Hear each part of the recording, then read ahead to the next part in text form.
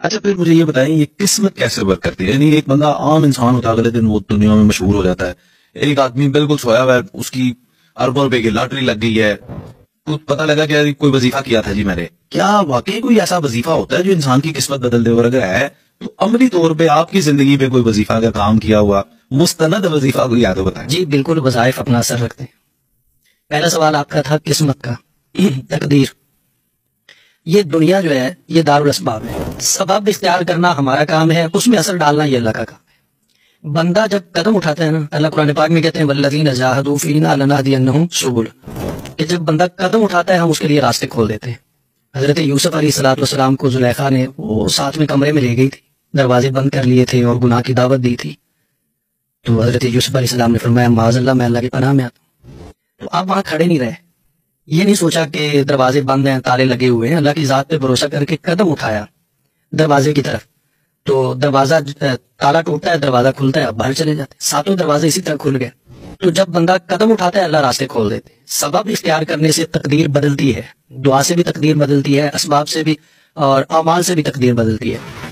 جیسے کہ دیکھیں حدیث پاک میں ہے کہ ایک بندہ دنیا میں آیا ہے تو وہ اپنا رزق بھی لکھوا کے لایا ہے، اپنی عمر بھی لکھوا کے لایا ہے، لیکن دوسری طرف حدیث پاک میں آتا ہے کہ جو بندہ والدین کی خدمت کرے گا اللہ اس کی عمر میں بھی برکت دیں گے، اس کی روزی میں بھی برکت دیں گے۔ تقدیر کی دو قسمیں ہیں نا، ایک تقدیر ہے جو کسی عمل کے ساتھ معلق ہے کہ آپ یہ کام کریں گے تو یہ ایسے ہو جائے گا، یہ کریں گے تو یہ ایسے ہو جائے گا۔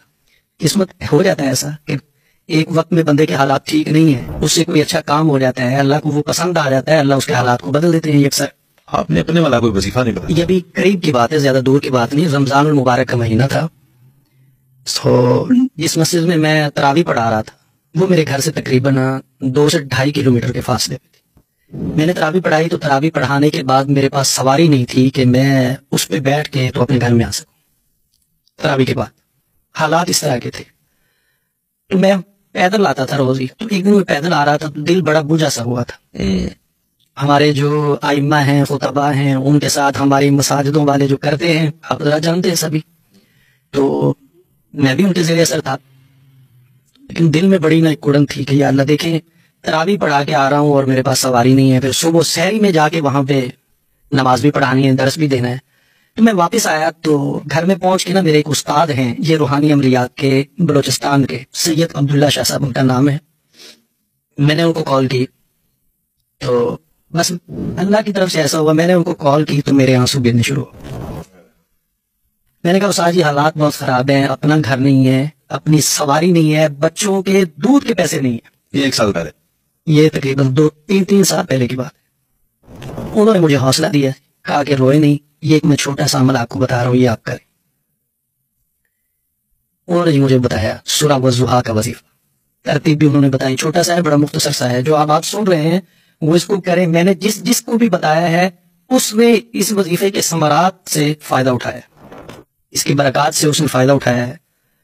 وظیفہ یہ تھا کہ عشاء کی نماز کے بعد جائے نماز پہ بیٹھ کے 3 مرتبہ درود ابراہیمی پڑھنا ہے اور اس کے بعد سورہ والضحیٰ کو پڑھنا ہے۔ بسم اللہ الرحمن الرحیم، والضحیٰ واللیل اذا سجی ما ودعک ربک وما قلی وللآخرۃ خیر لک من الاولی وَلَسَوْفَ يُعْطِيكَ رَبُّكَ فَتَرْضَىٰ۔ اس آیت کو یہاں پہ 313 مرتبہ پڑھنا ہے، پھر آگے سورت کو پورا کر دینا ہے۔ 1 مرتبہ سورت کو پڑھنا ہے اور وَلَسَوْفَ يُعْطِيكَ رَبُّكَ فَتَرْضَىٰ اس آیت کو 313 مرتبہ پڑھنا ہے روزانہ۔ تو یہ وظیفہ ایسا وظیفہ تھا کہ جس نے حالات کو یکسر بدلا۔ اللہ نے سواری بھی دی، اللہ نے مکان بھی دیا، اللہ نے قرض تک اتار دیا، ماشاءاللہ حالات بہتر ہو گئے۔ تو وظائف اثر رکھتے ہیں، بالکل رکھتے ہیں۔ بہت شکریہ۔ اور یہ جو آیت ہے وَلَسَوْفَ يُعْطِيكَ رَبُّكَ فَتَرْضَىٰ، اس کا تو ترجمہ ہی یہ ہے کہ آپ کا رب آپ کو اتنا دے گا کہ آپ راضی ہو جائیں۔ ارے واہ! اور پھر جب رب راضی کرے تو وہ تو اپنی رضا سے کرے گا، انسان کا تو اتنا برتری نہیں ہے اس میں سوال۔ اور یہ آیت رسول اللہ صلی اللہ علیہ وسلم کے متعلق ہے، لیکن ہم حضور کے امتی ہیں، جب یہ ہماری زبان پہ آتی ہے نا تو اللہ اس کی برکات سے ہمیں بھی نوازتے ہیں۔ بے شک۔